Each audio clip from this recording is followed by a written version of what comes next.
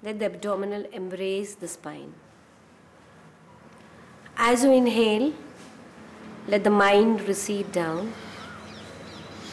And as you exhale, let the brain cells melt away and let it go towards the heart.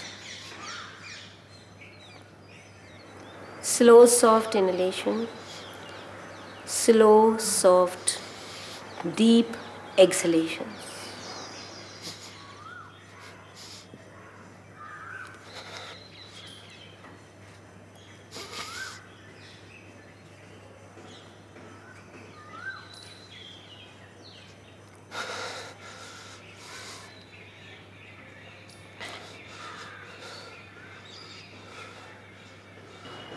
मुझे लगता था कि जो भी कुछ मेरे साथ हो रहा है वो नॉर्मल तो नहीं है, लेकिन समझ नहीं आता था इसको कंट्रोल कैसे करूँ, या और कोशिश करता था तो हो भी नहीं पाता था। तो बड़ा हेल्पलेस फील होता था कि मैं कुछ कर नहीं सकता इसके लिए। और कभी कभार तो मतलब ऐसा मन होता था कि सब कुछ छोड़ के बस भाग जाऊँ घर से। एक दो बार ऐसे ही गुस्सा होकर घर से निकल भी गया, लेकिन क्या करता, वापस आ गया। It is an irrational fear, like I told you. It's a continuous state of being in, being scared. And when you ask scared of what, you don't know the answer. Imagine that. I mean, that's how one feels when they are anxious. Everywhere I go, it's persistent and persuasive, which means in any situation. I'll be scared to drive, I'll be scared to eat, I'll be scared to talk to a girl, I'll be scared to take a decision, and so on. Okay? It's generalized. What are the symptoms?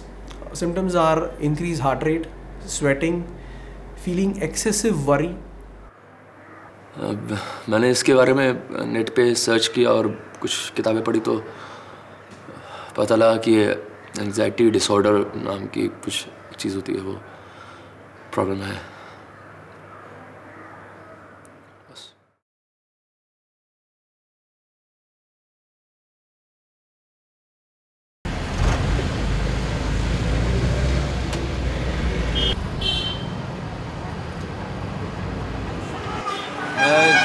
जब से 10th class में था तब से मुझे ऐसा लगता था कि कुछ गड़बड़ है जो हो रही है मेरे साथ। मतलब मैं सोता था लेकिन किसी तरह सो गया, लेकिन जब सुबह उठता था तो लगता था कि रिलैक्स भी नहीं, बिल्कुल भी रिलैक्स नहीं रहता था और माइंड में कई सारे थॉट्स दौड़ रहे होते थे, एकदम नेगेटिव फील होता था।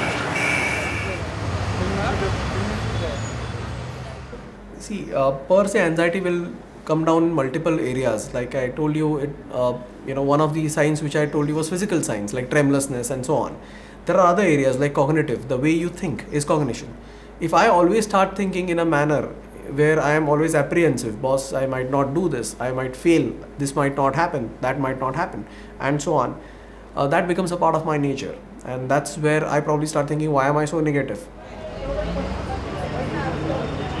जैसे मैं कभी रास्ते में जा रहा होता हूँ कहीं, तो मुझे ऐसा लगता है कि लोग मेरी तरफ ऐसे देख रहे हैं जैसे वो मेरे बारे में कुछ गलत सोच रहे हैं। डर लगने लगता है मुझे। मेरे अंदर एक डिफेंस मैकेनिज्म तैयार हो लगता है कि मैं उनकी तरफ देखता नहीं हूँ, उनसे आँख बचाता हूँ कि गलती से भी उनसे नज़र ना बजाए। भले ही मैं उनको जानता हूँ, लेकिन मुझे लगता नहीं इनसे अलग होगा। और जैसे मुझे अपने से कोई हेल्दी इंसान दिख जाता है तो मुझे लगता है कि अब मुझे मारेगा, मुझसे लड़ाई होगी तो मैं सब सोचने लगता हूँ कि अगर ये ऐसा करेगा तो मैं ऐसा करूँगा, ये ऐसा बोलेगा तो मैं ऐसा करूँगा। तो मैं पूरी तरह से पूरा माइंड और बॉडी एक डिफेंस मोड में चली जाती है और पूरी बॉडी में अचानक से कुछ वाइब्रेशंस होने लगते हैं। समझ में नहीं आता क्या करूँ उस वक्त।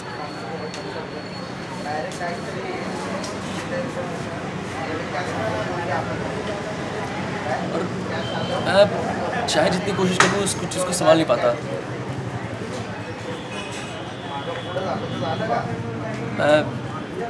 और सबसे बड़ा चैलेंज होता है कि मैं कोई डिसीजन लेने में बहुत दिक्कत होती है मुझे। कुछ छोटे छोटे डिसीजन, मतलब क्या खाऊं, क्या खरीदूं, हर चीज़ को सोचने में बहुत सोचना पड़ता है कि क्या करूं। और बल्कि पहले ऐसा नहीं था, पहले मैं बड़े आराम से कोई भी डिसीजन ले लेता, बड़े से बड़ा डिसीजन तुरंत। लेकिन ये प्रॉब्लम बढ़ती जा रही है।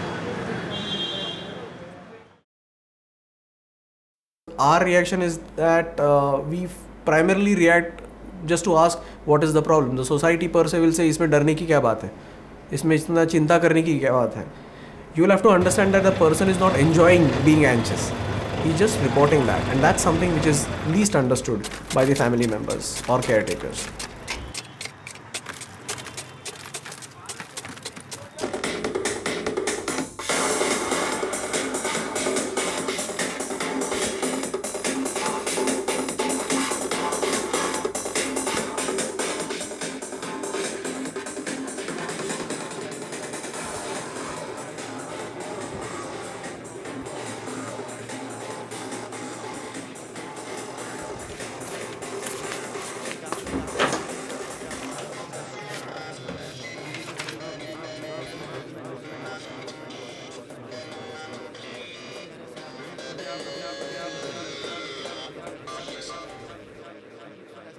हेलो,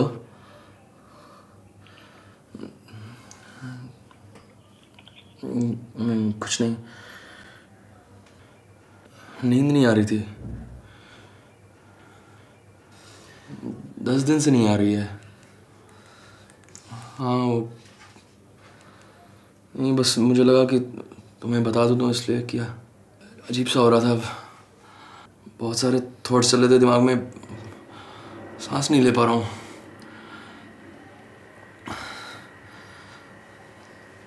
हाँ, वो करता हूँ, पता नहीं।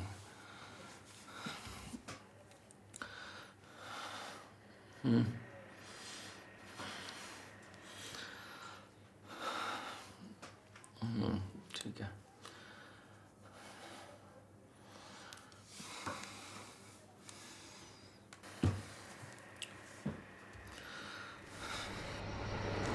तो मम्मी, पता नहीं मम्मी क्या हो रहा है, घबराहट होती रहती है, दिमाग शांति नहीं रहता। नहीं, टेंशन तो कोई नहीं है, पता नहीं, लगता पागल हो जाऊंगा एकदम।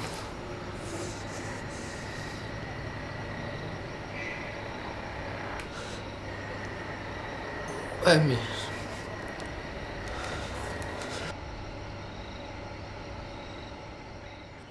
Actually, we can't say that people having anxiety disorders are mad, you know. So it's a totally wrong term, because in psychiatry we divide illnesses into two major categories. First is psychotic illnesses, in which actually actual madness comes in. We usually call them as an psychotic or schizophrenia-like cases. And in neurosis, where anxiety disorder and depression usually falls into. So we usually divide these two cases, and anxiety, neurosis or depression are usually, they are very mentally sound, they don't have or they don't trouble any people. The people, you know, neurosis people, they themselves get suffered, and that's the reason that they approach psychiatrists.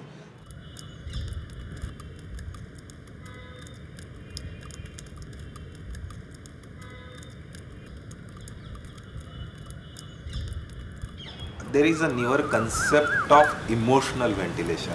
Ventilation means, as we know that, you know, there should be adequate room, adequate place to flow. So if our emotion flows, or if we talk about our personal issues, our problems, our emotions, our complications and stressors with other people, especially to closer one like our wife, friend circle, very close group, so usually people feel less stressed, and they feel that their burden or stress get relieved when they share their emotions with each other. So emotional ventilation is also very important aspect while dealing with anxiety disorder, and it can relieve their issues to a certain extent, definitely. हाँ, मैं जानता हूँ कि कभी कोई होता है समझने वाला, कभी कोई नहीं होता है, तो किसी सपोर्ट पे डिपेंडेंट ना होकर बस ये है कि खुद अपने आप को संभालना है और कोशिश करते रहना है कि अपने आप को जितना काम कूल रिलैक्स रखूँ, तभी शायद मैं अपनी और अपने आसपास जो अपने क्लोज हैं उनकी लाइफ को बेटर कर सकूँगा। कोशिश जारी है, देखते हैं।